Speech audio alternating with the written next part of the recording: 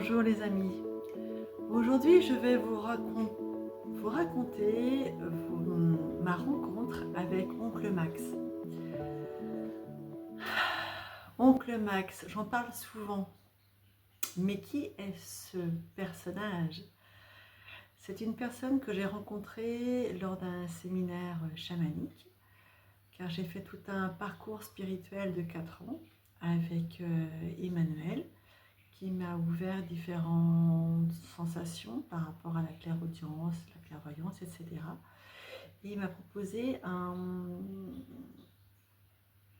séjour chamanique où il y avait plusieurs rencontres. Il y avait des personnes qui venaient du Laos, il y avait des personnes qui venaient de Nouvelle-Calédonie, donc de France et d'Australie.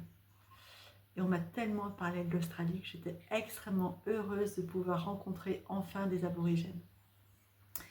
Donc j'ai eu la chance d'arriver un petit peu à l'avance lors de ces séminaires, et donc lorsque les autres préparaient le séminaire, j'ai pu les emmener se promener et en même temps passer du temps ensemble.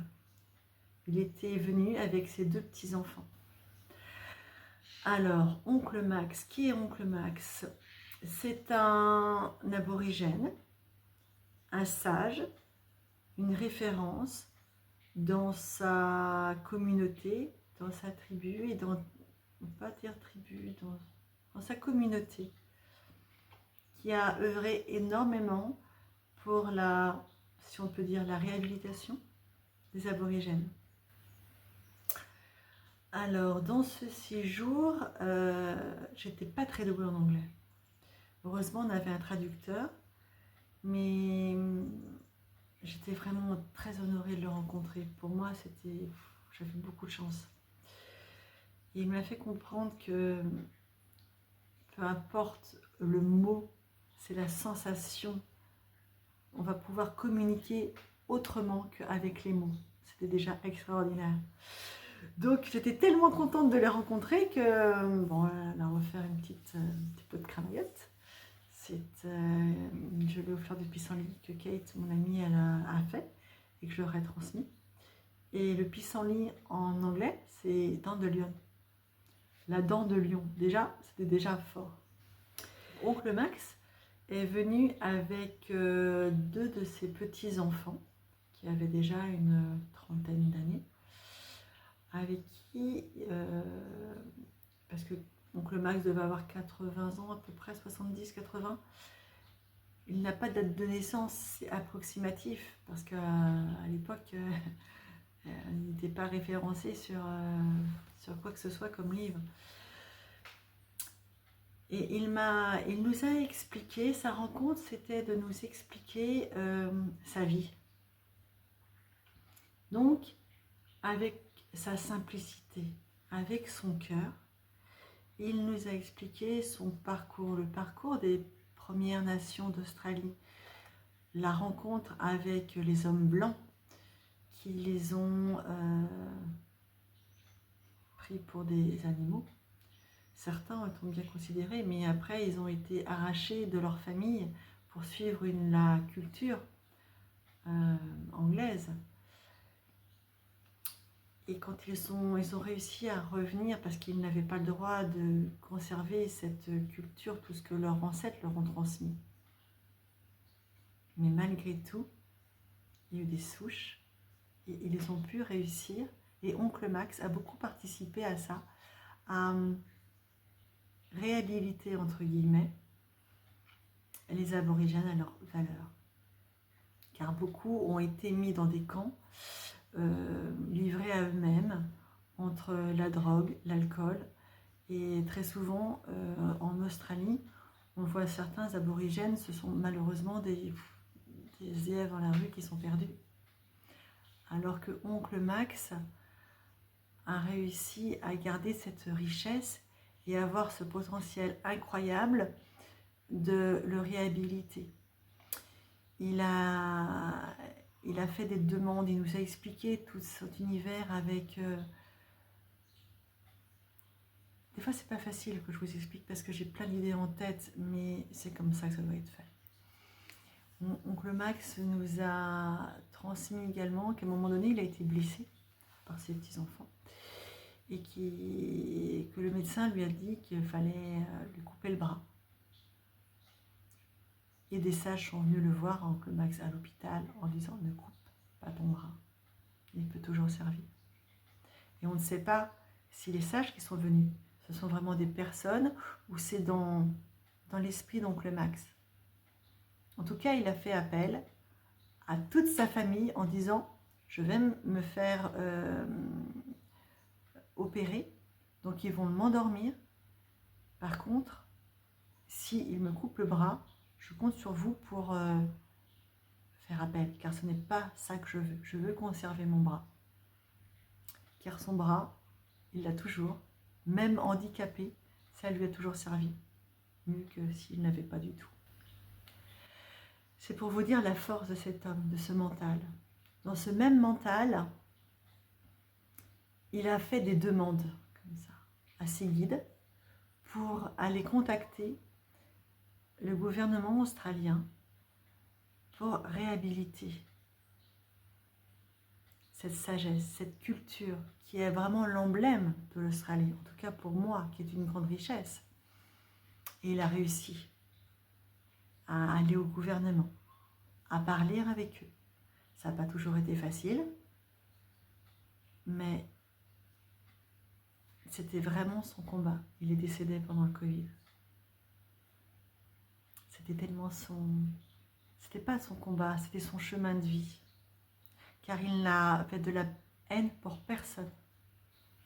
Quand il nous expliquait que lorsqu'on allait sur un lieu sacré, les Blancs avaient entrepris, parce que c'est des lieux magnifiques, de couper des arbres pour la culte, enfin voilà, pour eux.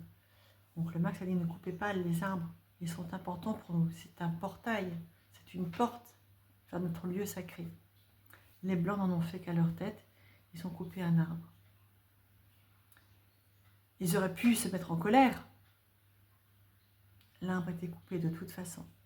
Donc, oncle Max et toutes les personnes qui l'entouraient ont fait une cérémonie en l'honneur de cet arbre.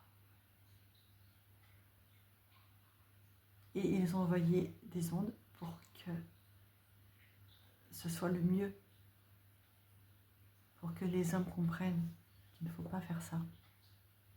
Il a tellement eu ce chemin de vie très persuasif qu'il a réussi donc à rencontrer le Premier ministre, et que lorsque j'ai eu la chance de pouvoir aller en Australie, oncle Max avait faisait partie de toute une exposition sur les aborigènes au muséum à Sydney. Pour vous dire le parcours extraordinaire qu'il a réussi à faire. Et un symbole extraordinaire et très fort aussi, ses petits-enfants, Dwayne, a dansé et dansent très souvent au pied de l'opéra de Sydney. Lors de ce séjour, cette semaine incroyable que j'oublierai jamais avec oncle Max, il y avait plusieurs intervenants, donc de différents continents. Et à chaque fois, oncle Max arrivait à trouver le côté positif, constructif, qui pouvait l'instruire et le transmettre aux autres. Alors que beaucoup pensaient vraiment je me souviens de certaines personnes, c'était vraiment, ils se disaient chaman, mais voilà quoi, c'est je suis le chaman. Alors que oncle Max, pas du tout.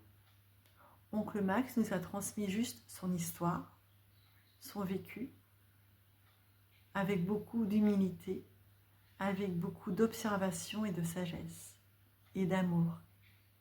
Il m'a vraiment transmis ça. De l'humilité, de l'écoute, de l'observation, de la bienveillance. Et on a passé vraiment des moments de joie, où on a joué à la pétanque avec ses petits-enfants. Et de ce séjour extraordinaire, j'ai fait aussi des rencontres incroyables avec des animaux. Et à chaque fois, j'ai essayé de regarder la symbolique de l'animal.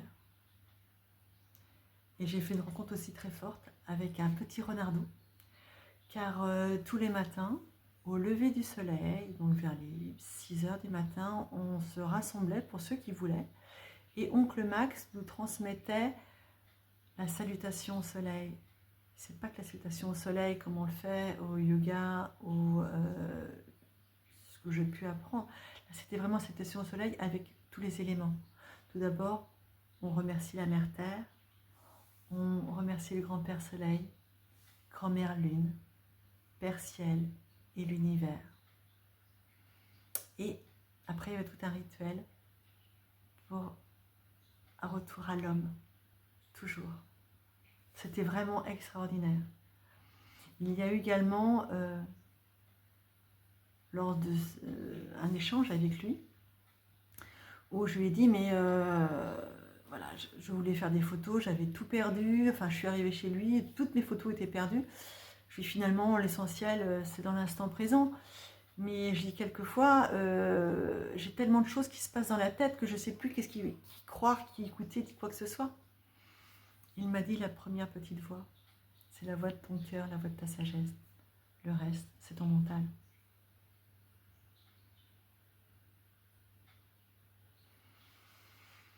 Et il m'a fait comprendre aussi de développer mon ressenti.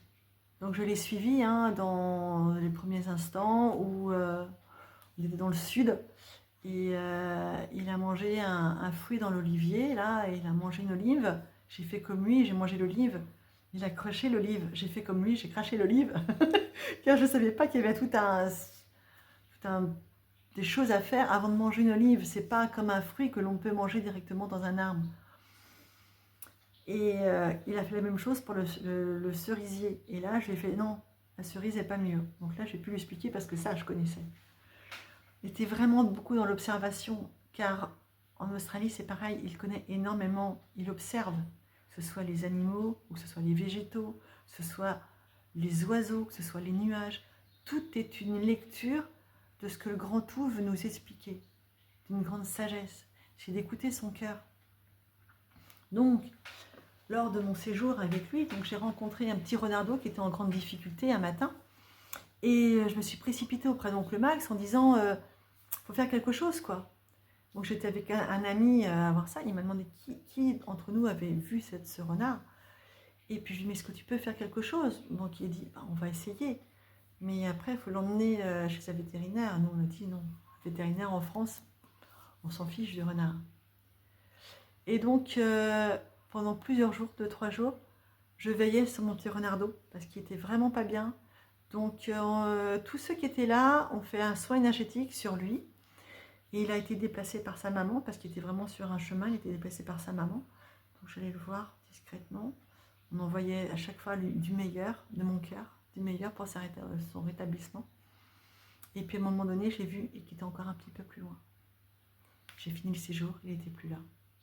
C'est pas qu'il était mort, c'est qu'il était guéri. C'est extraordinaire. Et oncle Max aussi avait fait un soin. Toute cette énergie qui a pu se faire, c'était incroyable. Et donc, lors de ce séjour, après, oncle Max, par groupe, nous a donc expliqué tout son parcours. Il nous a expliqué aussi une petite cérémonie. On a pu participer à une petite cérémonie avec lui. Il nous a expliqué que lors de ce soin, c'est comme si les aborigènes ont traversé l'Australie en fonction de ce qu'il y avait à manger, en fonction des saisons, etc. Ils ne sont pas stables, ils se déplacent. Ils ont un lieu, le bush, pour se ressourcer. Et ils font différents feux pour aussi se nourrir, avec vraiment le grand-père soleil, le feu. J'espère que vous comprenez un petit peu tous ces phénomènes. Je vous balance ça comme ça, le grand-père soleil. Bon, bref, on en parlera peut-être dans d'autres chapitres. Et donc, je reviens à cette cérémonie particulière que j'ai pu avoir oncle Max, qui nous a invités à faire nous aussi notre parcours. Donc on fermait les yeux et on se laissait guider par un de ses petits-enfants. C'est comme si on était sur notre chemin de vie. Et que quelquefois on peut avoir des doutes. J'ai eu juste une ou deux fois, c'est tout, des restrictions. Et j'avais la main de Dwayne qui me rassurait. C'est bon, t'inquiète pas, continue. Et j'ai continué. Je me suis vraiment laissée aller sur son parcours. Je ne sais pas du tout où on allait, mais on y allait. Mais j'étais en pleine confiance. Donc, hop, il était là pour me rassurer. Et puis après, j'ai eu un soin au didgeridoo. Ce qu'on appelle aussi le yalaki. Ça, c'est encore un chapitre. Bon, je vous l'explique. On connaît tous le didgeridoo, mais les aborigènes appelaient ça le yalaki. C'est qu'il y a eu comme deux langages, comme nous en France, entre le langage des régions, le langage PACA, le langage breton, ou nous aussi, notre dialecte vendéen. Eux, ils ont leur propre dialecte. Et pour ce didgeridoo, il s'appelle normalement le yalaki. On s'est dit, pourquoi est-ce qu'ils l'ont transformé en didgeridoo? Parce que les Anglais, quand ils sont arrivés, ils ont entendu que ça faisait didgeridoo, didgeridoo, didgeridoo, didgeridoo qui est arrivé comme ça. Il y a plein de choses. La montagne sacrée qu'on a rencontrée, enfin qu'on était avec oncle Max, c'était le mont Goulaga. Quand on en parle en Australie, personne ne connaît le mont Goulaga. Parce que ça s'appelle le mont Camel. Ok, why not? Donc je continue. Donc, je vous fais plein de petites parenthèses comme ça, mais bon, je suis comme ça. Donc je continue à faire mon soin. Et là, donc, le périple est fini. Et on a un soin au didgeridoo avec oncle Max et ses petits-enfants.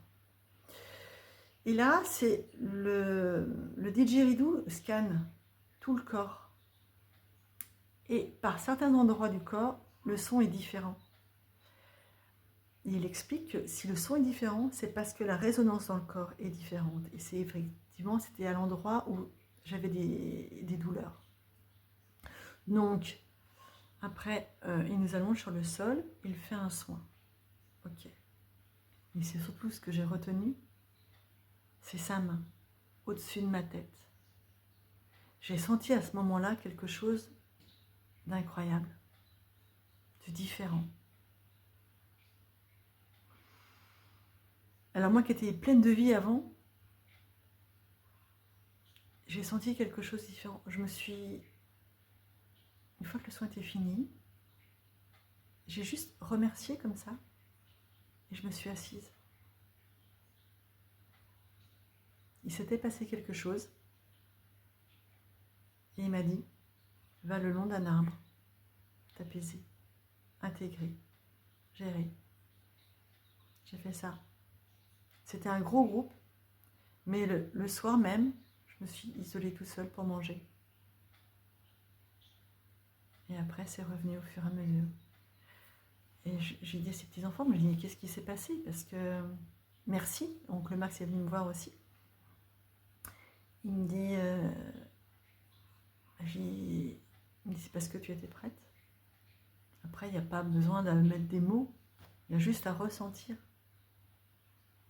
C'était incroyable.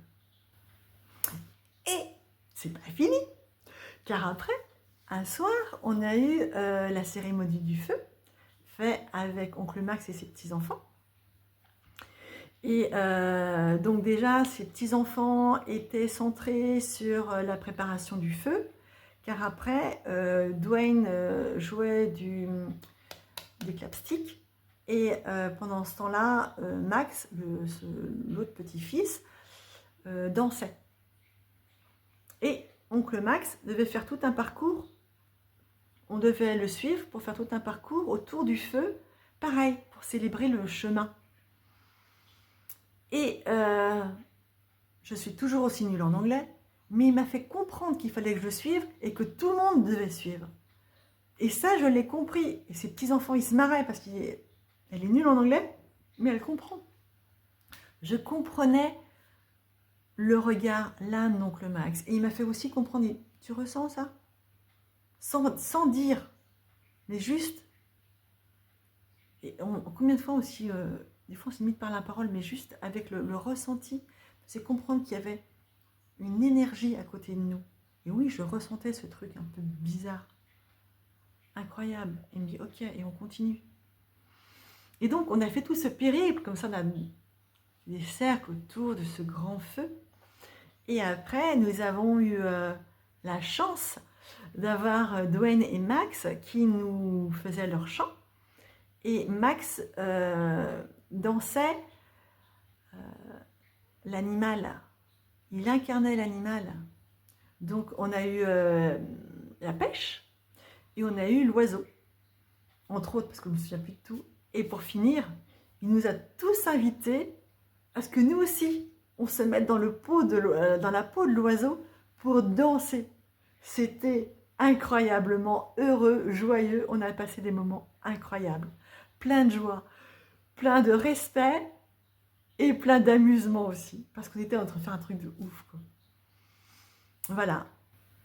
Et oncle Max est resté toujours dans mon cœur. Il est toujours dans mon cœur, même s'il n'est plus là physiquement.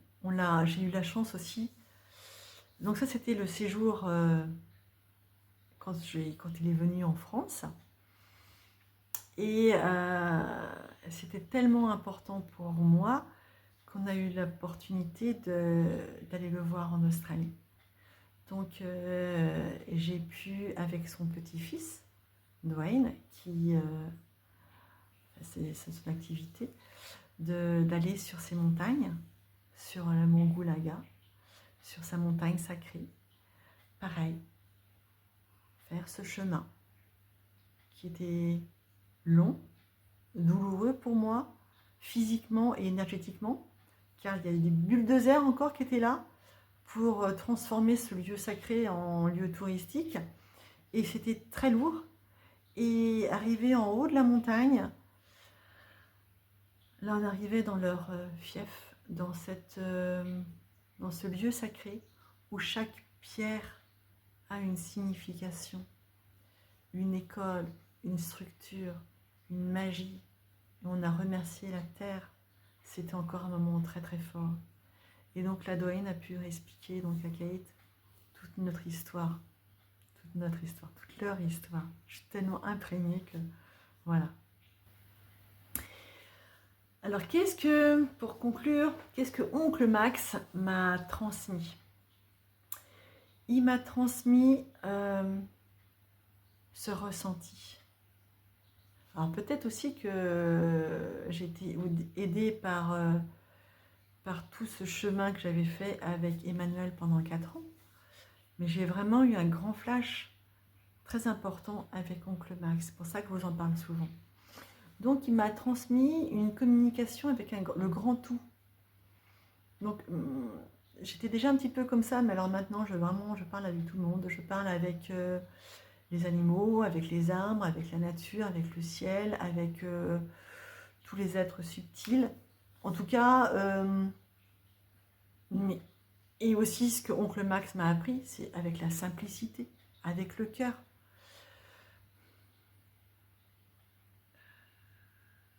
Oncle Max m'a pas transmis un protocole, il m'a transmis un ressenti. Il m'a vraiment... Alors maintenant, avec les soins, je peux avoir des hauts de cœur, je peux parler. Alors là, je parle, ça c'est clair.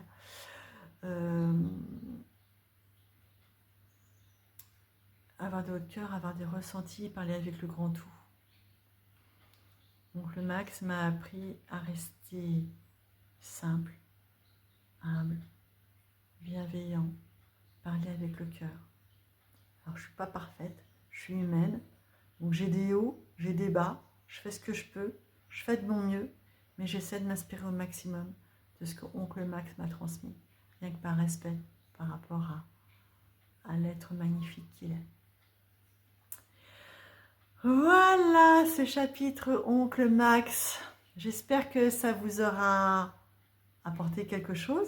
Alors n'hésitez pas à, c'est important pour les algorithmes, à liker, à partager et à me dire ce que vous avez repensé, ce que vous avez ressenti. Ce sera avec grand plaisir qu'on pourra échanger par la suite. Au prochain chapitre. À bientôt les amis. Avec tout mon cœur, merci et gratitude. Au revoir.